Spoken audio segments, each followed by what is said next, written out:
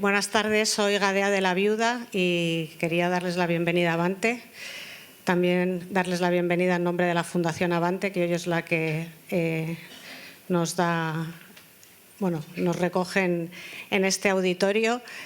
Y la Fundación Avante, en algunas de las caras que veo por aquí ya conocidas, pues ya nos han visitado en otras ocasiones, pero como también veo muchas caras nuevas, pues me gustaría recordar que es una fundación que ha constituido Avante hace pocas semanas y pocos meses también, porque la verdad es que hemos tardado bastante en que nos hayan autorizado todo el proceso legal que lleva ahora a constituir una fundación, pero estamos muy satisfechos y queremos que tenga recorrido y larga vida. La fundación nace pues, un poco con el propósito de que todo este tipo de iniciativas que ya venía realizando Avante a lo largo de muchos años pues tengan un mayor impacto social. Queremos que la Fundación sea un lugar de encuentro para el pensamiento humanista que tanto nos importa y nos preocupa, y que además sea un lugar en el que haya pues debate constructivo y conversaciones interesantes como la que vamos a tener aquí esta tarde. Hoy tenemos el primer evento de la temporada de otoño, aunque todavía no ha llegado el otoño, pero ya casi. Y bueno, es el evento yo creo que más mediático que hemos tenido en la historia de Avante por su entrevistado y su entrevistador. José Ramón Iturriaga, que es socio de Avante y gestor de los fondos de Bolsa Española de Avante, pero es nuestro personaje más mediático en Avante. Comparte tertulia económica en la brújula de la economía con el profesor Rodríguez Brown. ¿Qué tal, profesor? ¿Qué tal? Bien, a pesar. A pesar del gobierno. Como todas las mañanas nos recuerda en su intervención matinal. Y bueno, como todos ustedes ya saben, vienen a hablar del pensamiento económico de Milei. Hoy tenemos lleno completo. Hemos intentado poner todas las sillas que hemos podido aquí en el patio interior y esperemos que estén todos lo suficientemente cómodos. Y luego tendremos un vino en la terraza de la 8ª planta, que algunos ya conocéis. Os pido un poco de paciencia para subir, porque tenemos que subir todos en los ascensores y somos muchos, pero bueno, vamos a disfrutar de las últimas tardes de verano, que ya nos quedan pocas, que parece que va a cambiar el tiempo. Y bueno, tendréis la ocasión también de que Carlos os dedique el libro, aunque ya me ha dicho antes que ha vendido muchos libros. Ya no sé si necesitas vender algún libro más, Carlos. Pero bueno, la parte de arriba también podéis comprar el libro. Carlos os lo dedicará y a por ello. Pues muchas gracias, Gadea. Pues vamos a empezar. Sí, Carlos dedica fenomenal los libros. A mí me ha dedicado los 10 últimos con la misma dedicatoria. Para Manuela y Joserra, 2 abrazos. Así han sido las 10 últimas dedicatorias. Pero bueno, que se lo dedique, háganle trabajar, por favor. Y compren, por supuesto, el libro y ya, si quieren, léanselo, porque a mí, por lo menos, me ha gustado mucho.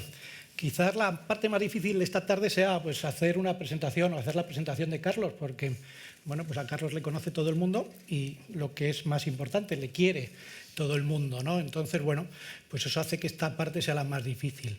Además, en mi caso, tengo que advertirles, y Carlos lo sabe, que tengo que tratar de camuflar mi admiración, porque Carlos sabe que llevo mucho tiempo tratando de sustituirle, llevo mucho tiempo ahí calentando la banda para tratar de que Alsina ya por fin le saque y salte yo al terreno de juego. Llevo ahí, pues le pongo WhatsApp a Alsina en horas intempestivas, cuando veo que titubea porque le sigo, pues ahí también estoy.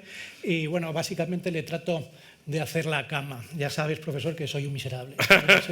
Soy un miserable. Por lo tanto, no puedo pasarme del elogio porque pueden sonar demasiado poco sinceros, ¿no? Hecha esta advertencia, Carlos, como todas las mañanas recuerda Dani Ramírez en La España que madruga, es una persona mayor. Carlos es una persona mayor. Ya era mayor en 2008. Cuando le conocí en la brújula de la economía que entonces dirigía Carlos Alsina. Carlos Alsina entonces era un poquito más humano, era menos un bot que lo que es ahora. Y probablemente el secreto de lo bien que lleva, los muchos años que tiene, es lo muchísimo que trabaja. Carlos trabaja muchísimo. Carlos es, y empiezo, economista, periodista, académico, escritor, profesor, traductor, colaborador de medios de comunicación, lector, actor, poeta, youtuber, sígale en YouTube, acaba de abrir la cuenta, animal de cóctel, cantante ilustrado y bailarín consumado. Repito, economista, periodista, académico, escritor, profesor, traductor, colaborador de... O sea que es... A mí tampoco, yo no sé tampoco qué he hecho con mi vida, ¿no? Y para colmo y envidia de todos, es educado, detallista, atento y con esa rapidez que tienen los inteligentes a la hora de conversar o discutir, ¿no? Lo tiene prácticamente todo, no tengo nada que hacer. Un tipo único y envidiable. Hasta ese cráneo despejado es una prueba más de su lucidez. Porque Rodríguez Brown es fundamentalmente un hombre elegante, con esos calcetines, de vez en cuando hace concesiones, pero en la forma, pero sobre todo en el fondo. Es intelectualmente impecable, con la capacidad de análisis que tienen los académicos y con esa habilidad peculiar para llegar a todos con las dosis exactas de saber, humor y pasión, ¿no? O sea, que yo creo que eso es muy importante.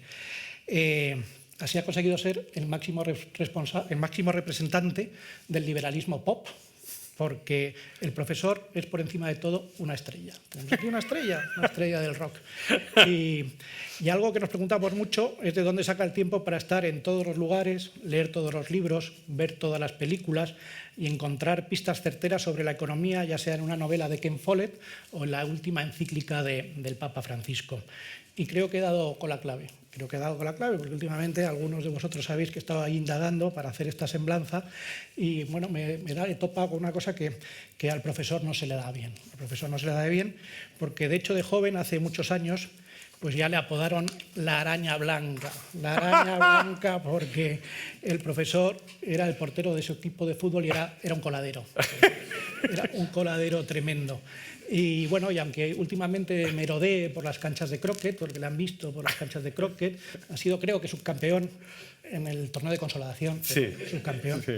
El deporte podemos decir que no le quita muchas horas, ¿no? Entonces es por eso por lo que tiene esta dedicación a todo lo que todas las dedicaciones que tiene. Pero bueno, yo creo que en realidad el gran valor del profesor es su profunda convicción humanista, más profunda, aunque no lo reconozca, que su fe liberal. Una combinación imbatible que, sumada a su forma de transmitirlo, confiere a su pensamiento una gran capacidad de pegada. Azote de lo políticamente correcto y todas esas salmodias de la progresía que nos hacen cada día más vulnerables y, por resumir mucho, más tontos, ¿no? Porque eso también hay que decirlo, el profesor tiene un buen ojo para identificar estúpidos y sobre todo estupideces. Y termino contándoles lo que creo que es el secreto de su éxito. Además de todo lo anterior, Carlos es una persona extraordinariamente indulgente. Indulgente con sus colegas, indulgente con los entrevistados, indulgente con los muchos directores de los programas que ha colaborado y colabora, tremendamente indulgente conmigo, le he llamado viejo y calvo y aquí sigue. Y esa indulgencia es lo que le permite haber llegado hasta aquí sin mojarse, porque el gran mérito de Carlos es que no se moja ni debajo del agua. Hoy nos ha convocado aquí el pensamiento de Milei.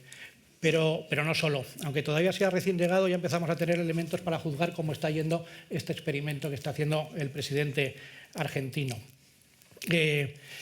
Tiene quizás visos de ser un éxito, pero eso lo veremos ahora. Yo creo que hoy es más cierto que nunca eso de que no encuentro mejor persona para hablar hoy del pensamiento de Milei, porque entre otras cosas se lo ha leído todo sobre él, como demuestra en este libro, que por supuesto recomiendo, y además habla el mismo idioma.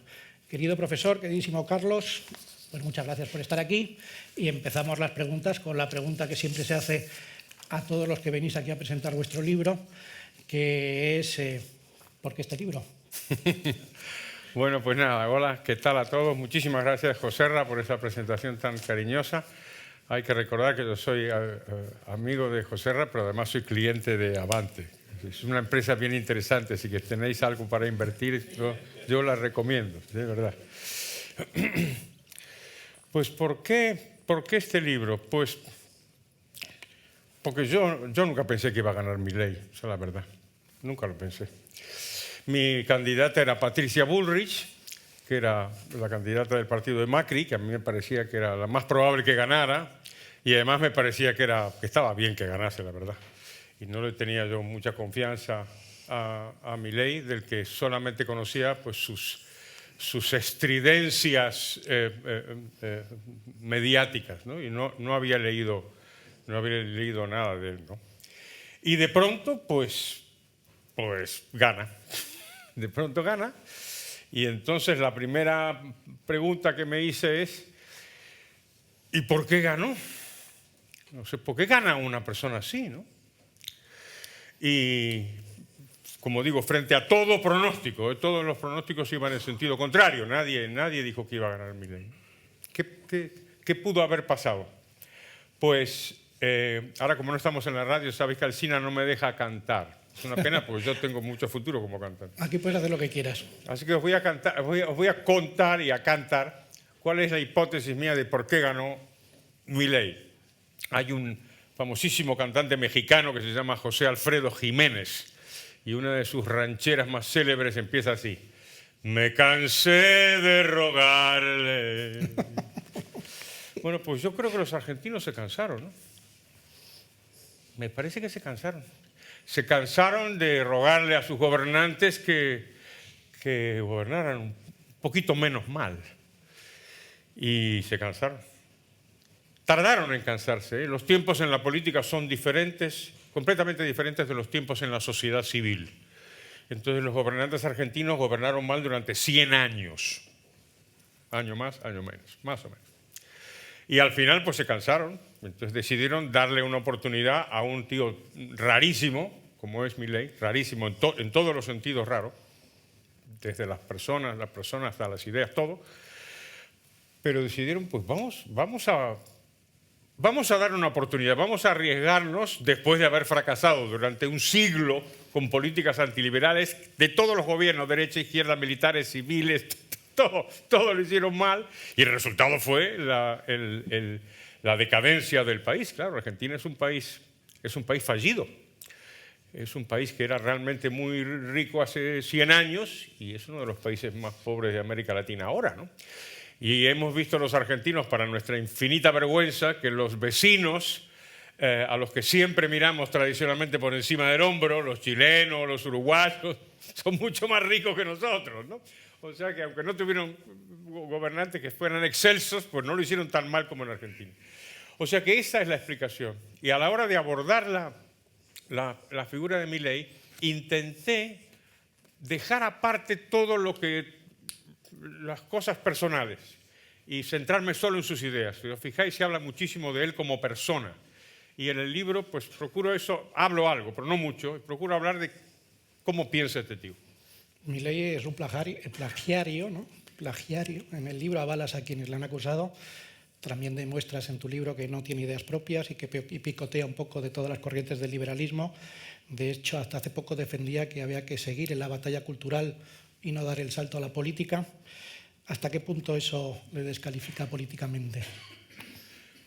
A ver, yo creo que este libro, por lo que sé, no ha gustado mucho a los partidarios de Milei, pues, entre otras cosas por esto, porque le dedico un capítulo a explicar que los que le acusan de plagiario, pues tienen razón. Es un hombre que se copia las cosas. Entonces, ¿ahí qué se puede decir? Desde luego, como académico, uno podría decir, pues esto te descalifica, ¿no? Desde pequeños en el colegio, si te copiabas, pues normalmente pues, no aprobabas, ¿no? Y eso parece que académicamente es descalificador. Sin embargo, se puede matizar alguna cosa. Primero, esto de que los políticos plagien es bastante habitual, ¿eh? Sí. No quiero hablar de nadie, pero os lo estáis imaginando, ¿no? Y en otros países también, ¿eh? Hay muchos políticos que han sido acusados abiertamente de ser plagiarios. O sea que mal de muchos. Después, copiarse, hombre, tampoco está mal si te copias bien, ¿no? Si te copias a los autores que son relevantes, pues entonces pues no sería tan condenable, siempre que estés haciendo carrera política. Si te presentas a una cátedra, pues entonces ya es distinto, ya ahí sí que te podrían suspender, ¿no? Pero en la política te copias bien. Y un último asunto, esto ya es más técnico, pero yo creo que este hombre, a pesar de estas cosas que decimos, tiene una cuestión que me pareció original, interesante. Y es, en el mundo de la economía liberal hay varios grupos, pero dos grupos muy importantes que son los monetaristas, los de Milton Friedman, para entendernos, y la escuela austríaca, la de Mises, Hayek, Rothbard y compañía.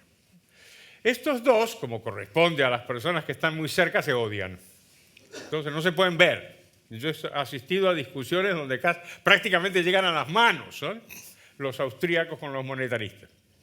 Bueno, pues Milei está intentando elaborar analíticamente una integración entre las dos escuelas.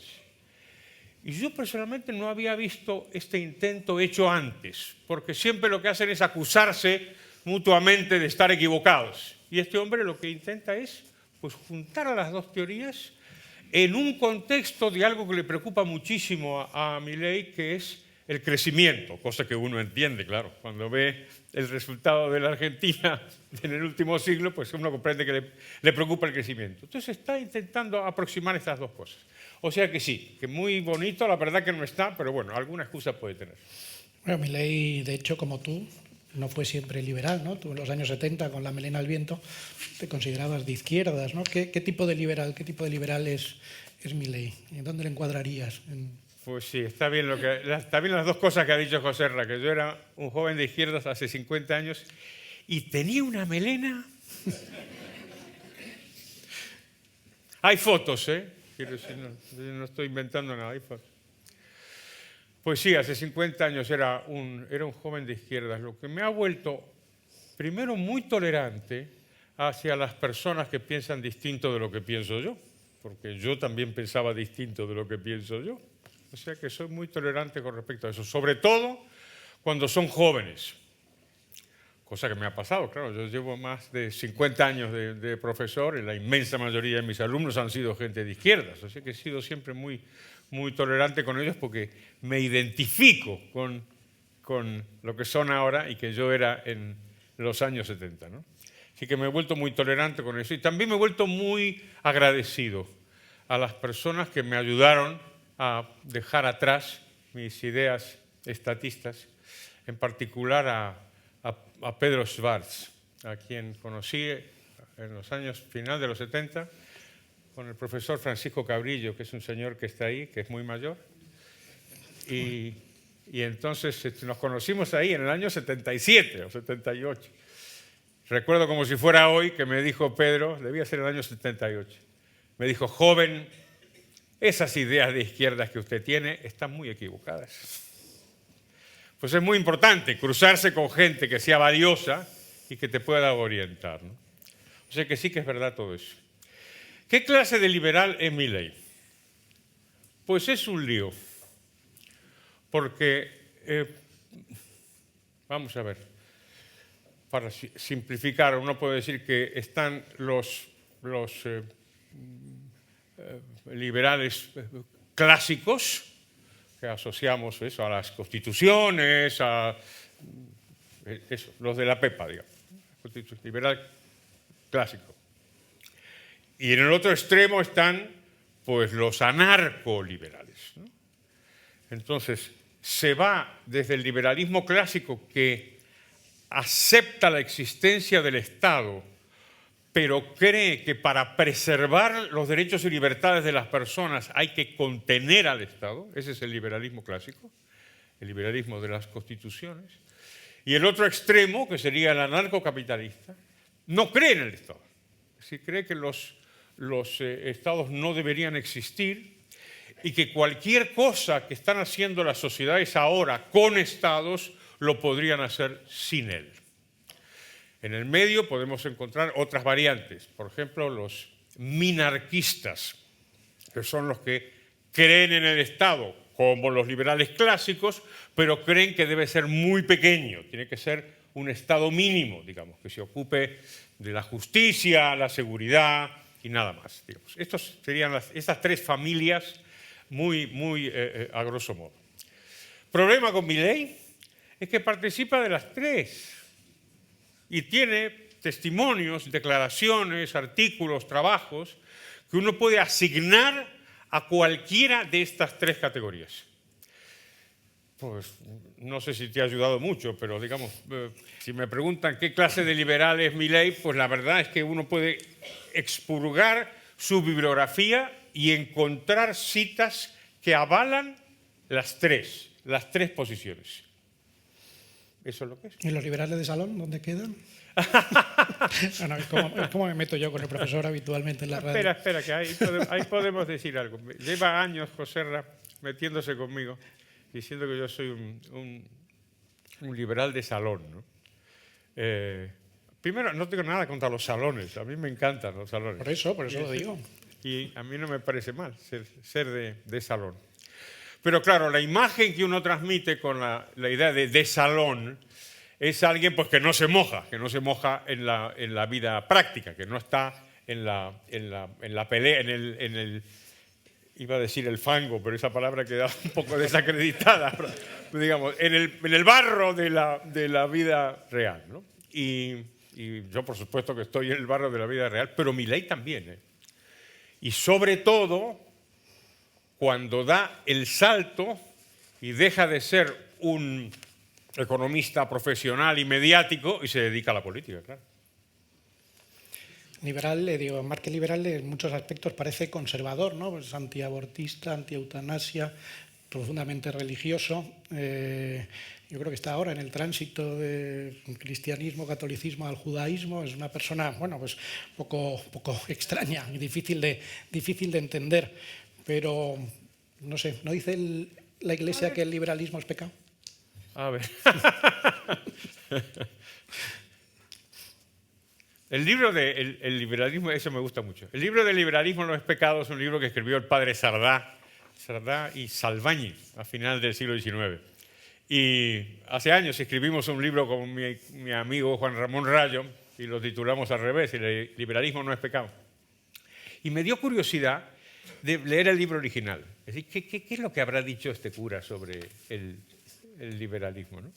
Y descubrí ante mi asombro que lo que interpretaba como liberalismo no tenía nada que ver con la economía, nada que ver con lo que uno interpreta normalmente, como con el mercado, la propiedad privada. No.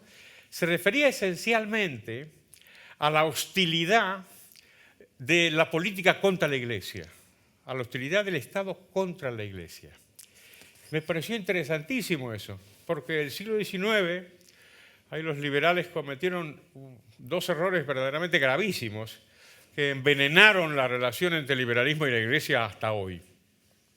Lo primero que hicieron fue apoyar los procesos desamortizadores, creyendo en su increíble ingenuidad de que si tú le dejas al Estado que viole la propiedad privada de la tierra, después el Estado se va a quedar tranquilo.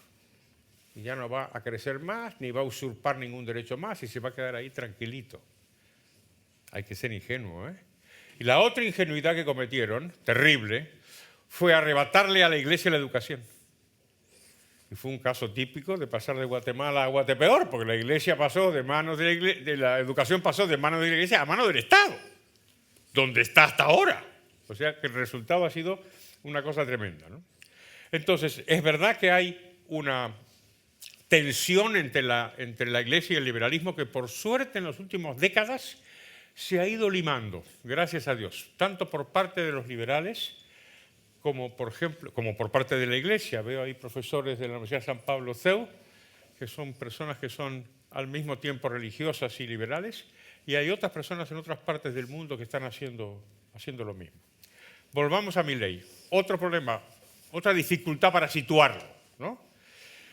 Puede ser una persona de firmes creencias religiosas, por ejemplo, cristianas, y ahora judeo-cristianas, quiere convertir al judaísmo.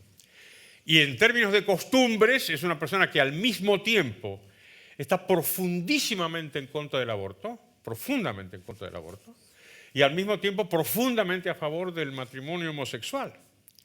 De hecho, cree, y lo creo yo también, que el Estado no tiene por qué meterse en el matrimonio. El matrimonio es un contrato muy anterior al Estado. ¿Dónde hace nuestro Señor Jesucristo su primer milagro? En una boda, ¿no? Me había quedado en blanco. Por cierto, si llega a ser el milagro ahora, lo crucifican antes. Imaginaros convertir el agua en vino en lugar de en ginger ale. O sea que efectivamente es un hombre complicado en ese sentido, también en lo conservador. No hagas preguntas retóricas que nos pillas.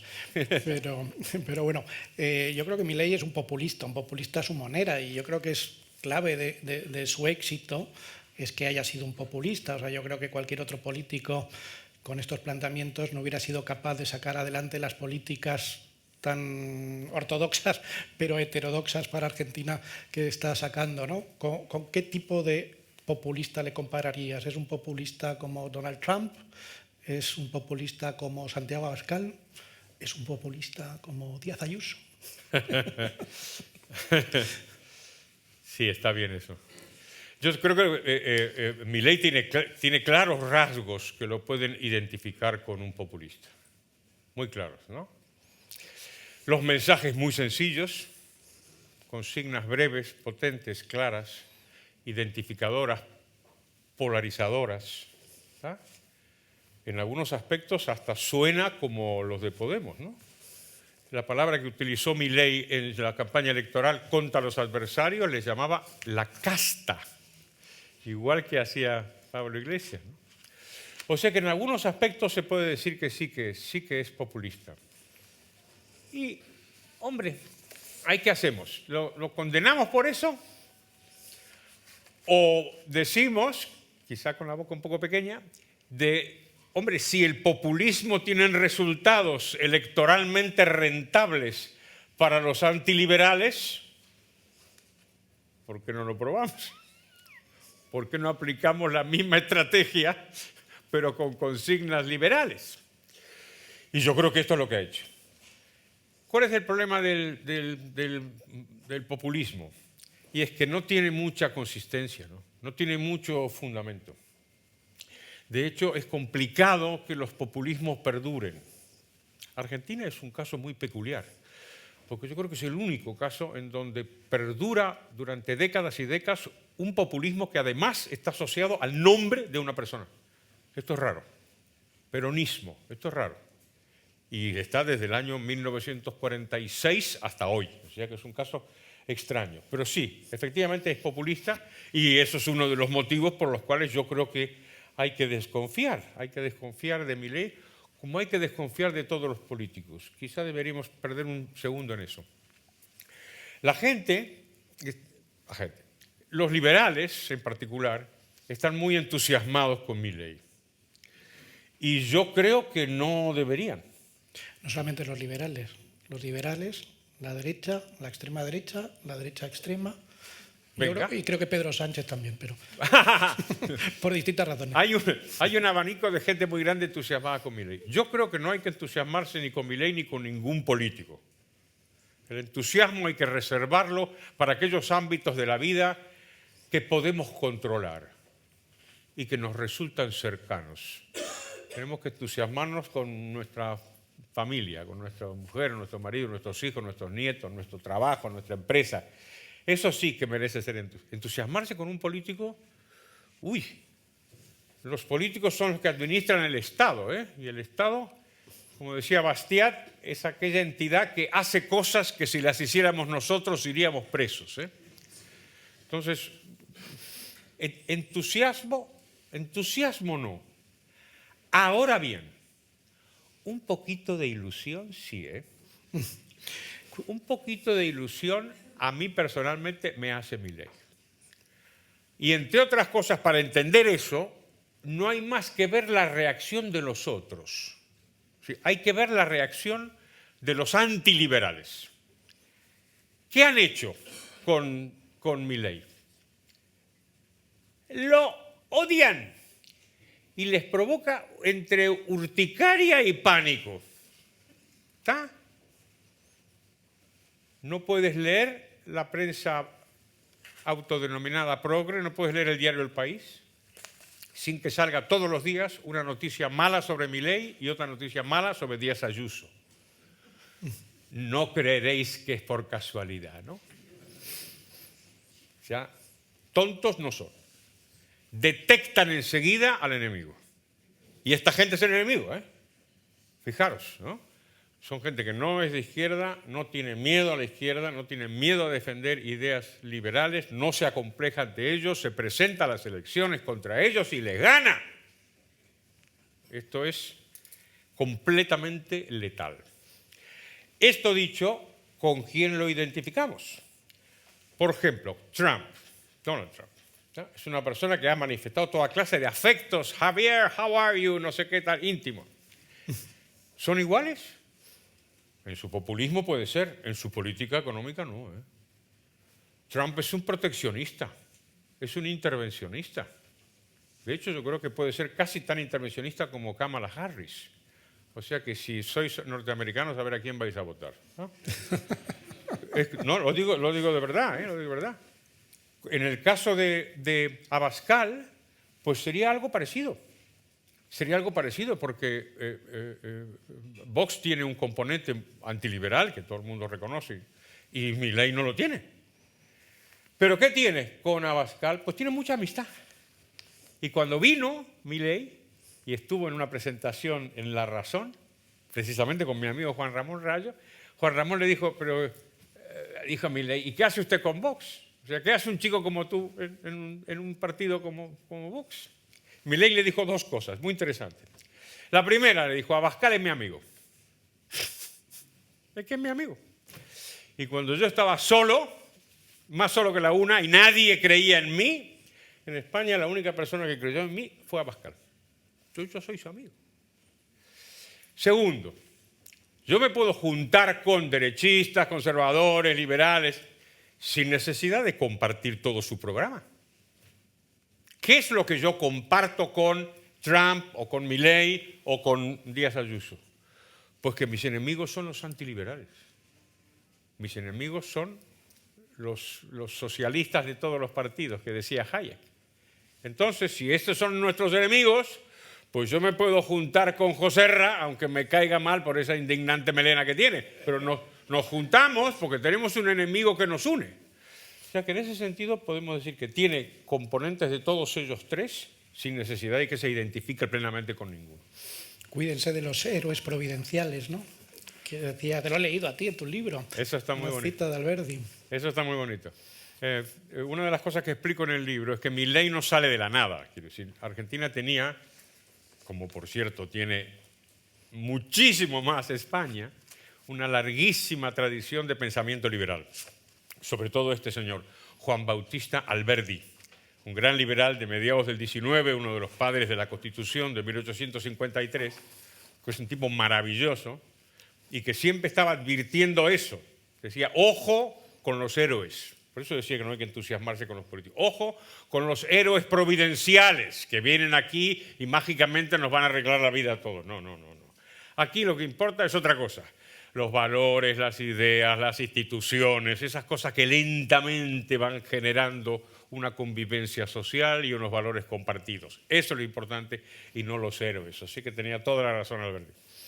Ya hemos repasado un poco lo que es la primera parte del libro, que es fundamentalmente pues, todo el pensamiento y todo lo que, como hilvana Milei, todas estas distintas fuentes del liberalismo, y hace un planteamiento que yo, como el profesor, pienso, y a la luz de los hechos ha sido así acertado, pero ahora estamos ya en la última parte del libro, que es la más quizás esperanzadora, que es hablar de las posibilidades, ¿no? Las posibilidades que tienen estos planteamientos o este experimento, ¿no? Porque podemos considerarlo un experimento, lo que está haciendo Milei con la economía argentina, como de exitoso puede llegar a ser, ¿no? Entonces, bueno, yo creo que haciendo un breve resumen económico de lo que han sido estos pocos meses que lleva al frente, pues podemos tener una primera buena impresión, ¿no? Tras suspender completamente la inversión pública, ha suspendido por completamente la inversión pública y el 85% de las transferencias a las provincias, ha conseguido dar la vuelta al déficit público, ¿no? Ha conseguido que tenga superávit primario, ha conseguido lo que tú llamas destruir el huevo de la serpiente, ¿no? Porque el déficit fiscal es lo que está en el origen de todo. En el momento que eres capaz de ponerte ya en superávit, pues puedes empezar a cometer otro tipo de reformas. Esto evidentemente no ha sido gratis. El coste de estas reformas, esto tiene un impacto en la economía que ha supuesto que se volatilice 7 puntos de PIB. 7 puntos son muchos puntos de PIB. 7 puntos fue prácticamente lo que se contrajo la economía española tras la gran crisis financiera, y todos tenemos más o menos en la cabeza lo que nos pasó a nuestro bolsillo, a las empresas, a todo lo que pasó en la economía española.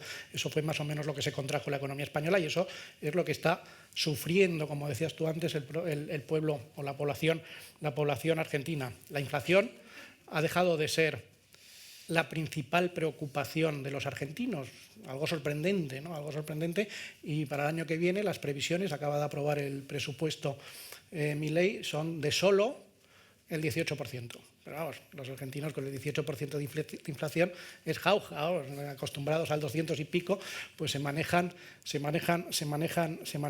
como nadie, ¿no? O sea, yo creo que la crisis es profunda, pero de distinta naturaleza, ¿no? ¿Qué ha hecho bien y qué ha hecho mal Milei en lo económico? A ver, aquí uno siempre corre el riesgo de recurrir al argumento de la herencia recibida, ¿no? Es decir, no puedo hacerlo porque resulta que el anterior era malísimo, ¿no? Y es verdad, el anterior era malísimo. Los años del kirchnerismo han sido catastróficos. Macri fue pues una desilusión y la situación económica es verdaderamente malísima, ¿no? Pero claro, cuando Milei gana, dentro de sus proclamas populistas, decía, aquí el único ajuste va a ser la política. ¿Sí? Aquí la política es la que va a sufrir, ¿no? Pero no la gente corriente, no los ciudadanos. Pues no ha sido verdad, ¿no? No ha sido verdad. Entonces, me diréis que a lo mejor no se podía hacer de otra manera, no lo sé. Pero esta promesa que hizo Milei no se ha cumplido. Y lo que está haciendo es un ajuste de caballo. O sea, un ajuste brutal, verdaderamente brutal. Que lógicamente se traduce en una caída impresionante del nivel de actividad económica y un empobrecimiento palpable y dramático de amplias capas de la población.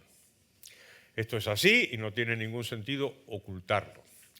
La única cuestión es ver cuánto tiempo la población argentina puede aguantar esto. Cuando yo hablaba esto de un siglo, ¿no? Claro, si tú tienes un siglo de decadencia, pues igual piensas que, hombre, no puede ser esto que de la noche a la mañana se arregle, ¿no? Obviamente no puede ser, no tienes que. Y entonces hay que pagar un coste, la gente puede haber internalizado ese mensaje de decir tiene que las cosas ir mal para que después finalmente amanezca. Pero caramba, es un poco duro, ¿eh? Es un poco duro. Otra cosa que ha hecho mal y que me parece muy, muy peligroso, Milei, está volviendo a utilizar el tipo de cambio como herramienta antiinflacionaria. Esto es algo que se ha hecho reiteradamente en la Argentina y siempre ha salido mal, siempre, desde la tablita de Martínez II de los años 70 hasta la convertibilidad que estalló en el 2001-2002. Estas herramientas son tentadoras porque te da una contención o te contribuye a la contención inflacionaria, pero te está generando una inestabilidad. Te genera una inestabilidad. Si vais a la Argentina, viajáis ahora, tenéis la magnífica excusa de no traer regalos de vuelta, porque está carísima. Típico de cuando utilizan el tipo de cambio como ancla en contra de la inflación. Esto, el otro día, el doctor Máximo Gainza, que está ahí, me preguntaba qué han hecho con el oro. El Banco Central argentino ha entregado oro a cambio de dólares, porque necesita los dólares. Y el problema es que en algún momento dado va a tener que recomprar el oro y va a tener que conseguir esos dólares. Si todo va bien, los puede tener, pero si todo estalla, como estalló antes, entonces no los va a tener. Y como diría aquel, Houston, we have a problem. ¿Okay? Entonces, delicado lo veo. mensajes que ha dado. Por ejemplo, la dolarización.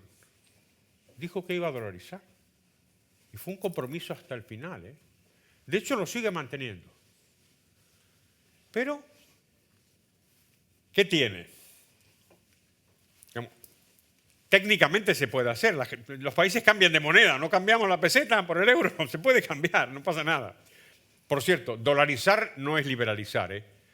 Dolarizar es cambiar un Estado por otro. Lo que pasa es que admitamos que la moneda del Estado de Estados Unidos es algo más confiable que la moneda del Estado argentino. Entonces, por eso la gente dice, dolaríceme, quíteme esta cosa inútil, peligrosa, dañina, que usted me obliga a usar y me deprecia y me desprecia, y permíteme usar pues, una moneda más sólida como la americana. No ha hecho eso probablemente porque también le da miedo de que esto quizá le obligue a un ajuste mucho mayor. Entonces, por lo demás, yo creo que ha hecho cosas que están realmente muy bien. Y en el libro lo pongo y lo quiero decir ahora también. Ha liberalizado algunos mercados. Por ejemplo, el mercado de los alquileres. El mercado argentino de alquileres, más o menos, para que os deis una idea, era como el de Ada Colau en Barcelona. ¿Dónde está Ana Zavala? Ana. Esta que sabe un montón. Bueno, era como el de Ada Colau. ¿Está? Todo controlado. Obviamente nadie construía nada, nadie alquilaba nada. Liberalizó el mercado y lo hizo overnight, de la noche a la mañana, como la famosa liberalización de los alemanes después de la Segunda Guerra Mundial. De un día para otro. ¡Tac! No hay ningún precio controlado y la gente que alquile haga lo que quiera. Y fue, claro, para cualquier economista caen lágrimas de emoción, porque era como decimos en los libros. O sea, empezaron a aparecer casas, claro. Empezaron a aparecer, aumentó la oferta de viviendas, se moderaron sus costes, sus precios. O sea, estas cosas las está haciendo bien. Tiene esa intuición liberal a escala microeconómica, como tiene mi amigo Miguel Ángel Fernández Ordóñez, que está ahí sentado. O tiene otros defectos, pero ese no, ¿eh? En la parte micro, liberaliza y funciona. ¡Claro que funciona! ¡Claro que funciona! Entonces lo está haciendo bien. Los mensajes que lanza siguen siendo mensajes muy buenos. El mensaje de ayer o antes de ayer, ¿cuándo fue? El domingo, ¿no? El domingo, el discurso que da en el Congreso presentando los presupuestos es extraordinario. Es un discurso ejemplar. Dice, déficit cero. Y no aumentamos ni los impuestos ni el gasto. Y la propuesta que a mí más me gusta, entre otras cosas, porque la vengo haciendo hace años y nadie me hace caso, de que cualquier proyecto legislativo, cualquier iniciativa política que comporte un aumento del gasto público, tiene que venir acompañada de otra, donde se proponga la reducción del gasto público en algún capítulo. Imaginaros que se hiciera eso. Imaginaros que se hiciera eso en lugar de hacer lo que se hace habitualmente, que es proponer que se aumente el gasto e ignorar totalmente los costes que esto comporta para los contribuyentes. Quiero decir, esas ideas son estupendas y te repito, me hacen mucha ilusión. Pero no seamos ciegos ante los problemas que tiene, ante las contradicciones que tiene su política y ante los peligros que tiene, claro. Arrojo está teniendo, mucho arrojo está teniendo, y yo creo que lo vimos el otro día en la Cámara, también un tema de la gestión de la política, porque insultando como insulta a la oposición, luego consigue sacar el apoyo para los presupuestos y para algunas normas. Eso también tiene habilidad para eso, ¿no? Tiene habilidad política. Sí, esa es otra cuestión, ¿no?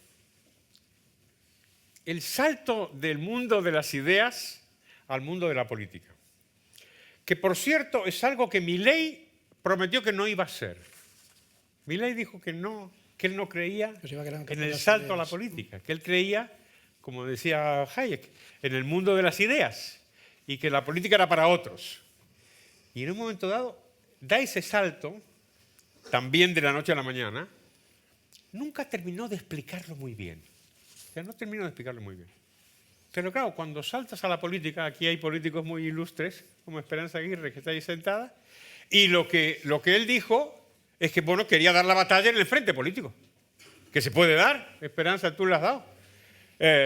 Pero Antes había dicho que no, ahora dice que sí. Pero cuando saltas a la política, estás en un mundo, como escribió Max Weber en un librito chiquitito que se llama El político y el científico, donde explica la diferencia radicalmente, hay una separación radical entre la política y el análisis puro, porque el análisis no debe contemporizar. Tú lo que haces es estudiar lo que te parece que es verdad. Tú no negocias con otro la teoría tuya. Tú la defiendes contra viento y marea y, si acaso, admites refutaciones sobre la base de errores lógicos o contrastaciones empíricas que no te avalan. Pero no negocias con de la doctrina de al lado. No lo haces eso. En política sí.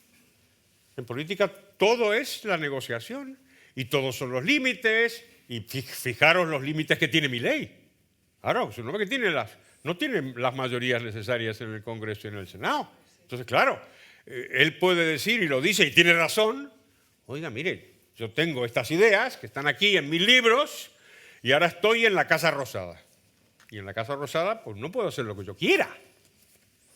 Porque dependo de unos señores que están al final de la Avenida de Mayo mirando al otro lado, que son el Congreso y el Senado. Y entonces pues yo tengo que ajustarme a eso, ¿no? ¿Que lo ha hecho bien en ese sentido? Yo creo que sí. Yo creo que dentro de el plano estrictamente político, creo que lo ha hecho bien. Dentro de las limitaciones que tenía, que son muchas, pues ha conseguido sacar adelante, dentro de lo posible, bastantes cosas buenas. Yo creo que los enemigos de la libertad tienen muchos incentivos para moverse rápido, ¿no? Y yo creo que esta es la pregunta quizás clave de esta tarde. ¿Tú crees que, como has insinuado ya en tu presentación, en tu disertación, crees que los argentinos van a tener la paciencia suficiente o van a coger el atajo del populismo, se van a dejar llegar por los cantos de sirena y volverse a dejar engañar con todo lujo de detalles como se han dejado estos últimos 100 años, ¿no? Una cosa que me olvidé de decirte es, me tienes que hacer preguntas que yo sepa responder. No, hombre, esta es la más difícil de todas, pero la he dejado para el final para que te luzcas y nos digas. Yo sí, entre la vejez y la calvicie no soporto más humillación. Yo no sé lo que va a pasar, ¿no? Yo siempre digo, yo me levanto todos los días a las 5 de la mañana para ir a trabajar a las radios. ¿Vosotros creéis que si yo supiera lo que va a pasar me levantaría tan temprano? You bet your life, vamos. A las 11 me despertaría. No sé lo que va a pasar, pero sí sabemos algunas cosas podemos intuir, ¿no? Primera, la clave, lo que te decía al principio, la paciencia del pueblo argentino. Para alimentar esa paciencia tiene que haber señales. Tiene que haber señales. La que os conté del mercado inmobiliario es una señal. Oye, este tío pues hace cosas que funcionan. La reducción de la inflación también es una señal con la precaución esta que te conté del tipo de cambio. La otra es el crecimiento, ¿no? Tiene que haber algo a lo que los argentinos se puedan aferrar. O sea que eso por un lado. Y después, los enemigos no los perdáis de vista ni un momento. Ni un momento. Porque lo que te conté al principio, saben que Milei es un tío muy peligroso, no solamente por lo que ya conté, porque les desafía, no les tiene miedo, les gana las elecciones, sino que además le puede salir bien. Claro, si le sale bien esto es completamente letal. Y las izquierdas se aguantan eso y lo tienen ahí calmadito y de pronto, sin que nadie sepa muy bien por qué, una noche te queman el metro de Santiago de Chile, ¿eh? Uy, qué barbaridad, qué cosa más curiosa, ¿no? Y el más bocazas de todos los enemigos de la libertad de América, que es Maduro, como habla tanto, pues lo dijo. Dijo, esto lo hicimos nosotros. O sea que, dos problemas, ¿vale? La paciencia de los internos y la hostilidad de los externos, que no va a amainar, y cuanto mejor le vaya a Milei, todavía más enérgica va a ser la inquina que le tienen y las ganas que van a tener de vengarse, claro. Bueno, en cierta medida, los presupuestos que aprobó el domingo Milei hablaba de crecimientos del 5% para el año que viene. Si, como acabas de decir tú, los argentinos empiezan a ver un poquito de color, empiezan a ver que la economía empieza a reaccionar y, bueno, sobre todo el inversor internacional, que desde luego está curado de espanto ya con la Argentina, ya ahí no se puede ir con algo que no quepa en una maleta para salir corriendo, ¿no? Entonces, bueno, yo creo que esa es la clave, ¿no? Si en los próximos 9 meses, 12 meses, probablemente la reelección de Milei dentro de las legislativas, ¿no? De Milei, que es las legislativas que son dentro de un año, el apoyo que tenga ahí Milei, yo creo que esa va a ser una buena prueba, ¿no? de cuánto es el aguante del pueblo argentino a estos ajustes que, como tú has dicho, están siendo tremendos. Sí, estoy de acuerdo con eso. Lo de la impresión extranjera, déjame una nota con eso, ¿no? Sí, dice que los inversores extranjeros que son recelosos, digamos. Pero ¿cómo no van a ser recelosos? Le preguntan a Repsol. Pero si estos tíos te roban, tú. Pero si expropiaron Repsol, ¿no? En un kiosco. O sea, son un peligro estos tíos. Había un presidente uruguayo, no me acuerdo cómo se llamaba, que dijo, los políticos argentinos son una manga de ladrones, ¿no? Pues sí, claro, son una manga de ladrones. Y además, históricamente, ha sido así. Dejadme que ponga un ejemplo, porque tengo una particular inquina contra Christine Lagarde. No digáis nada, pero no la puedo soportar.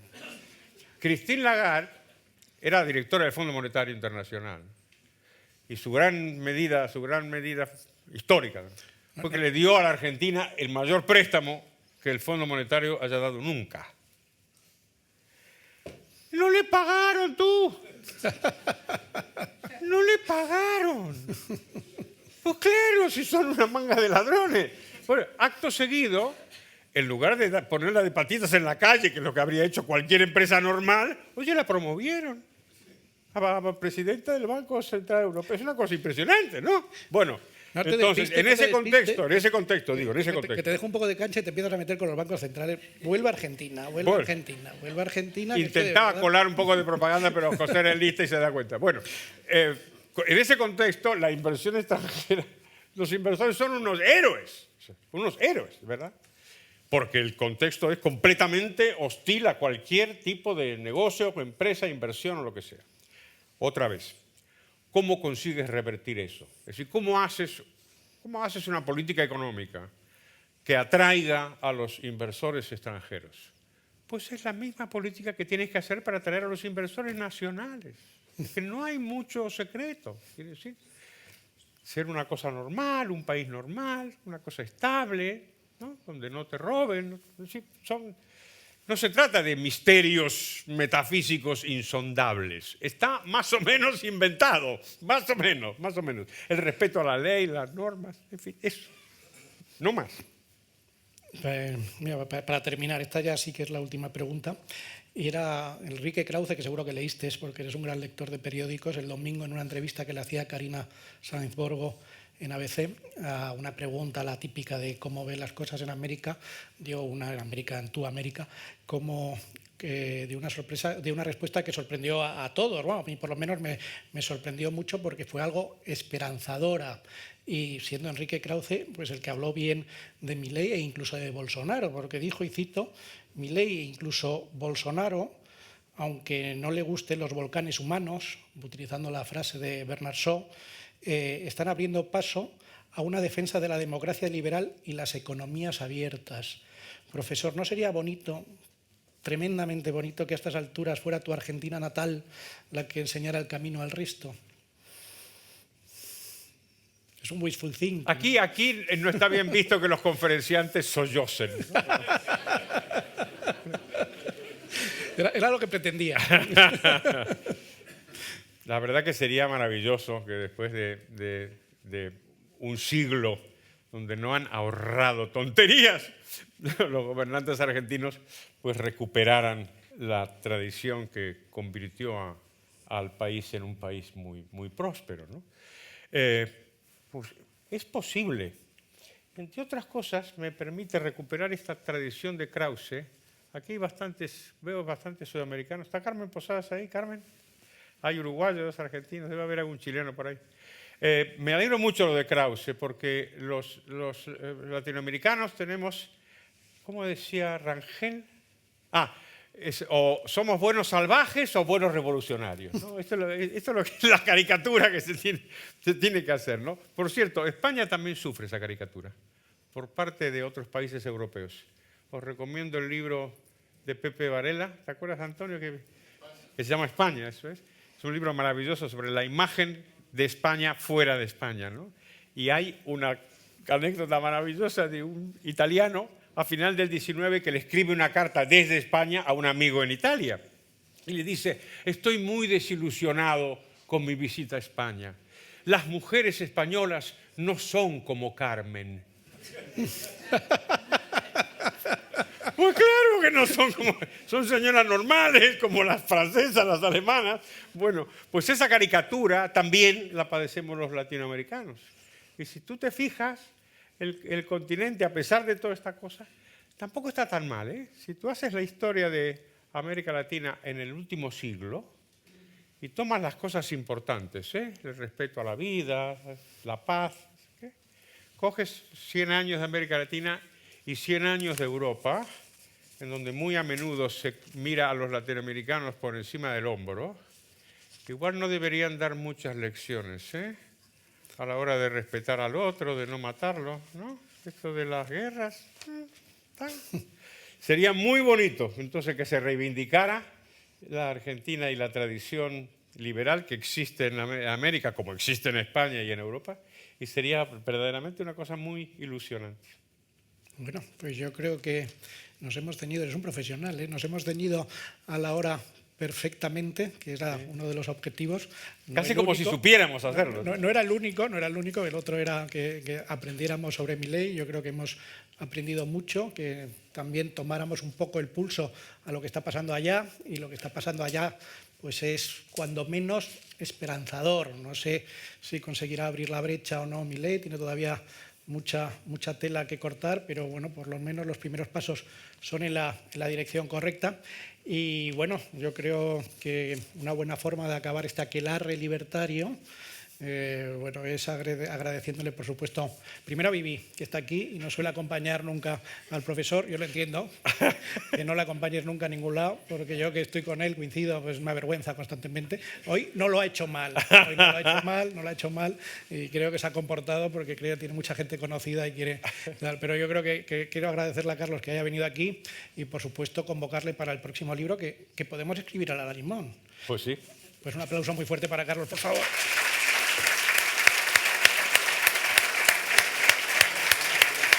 Muchas gracias. Muchas gracias.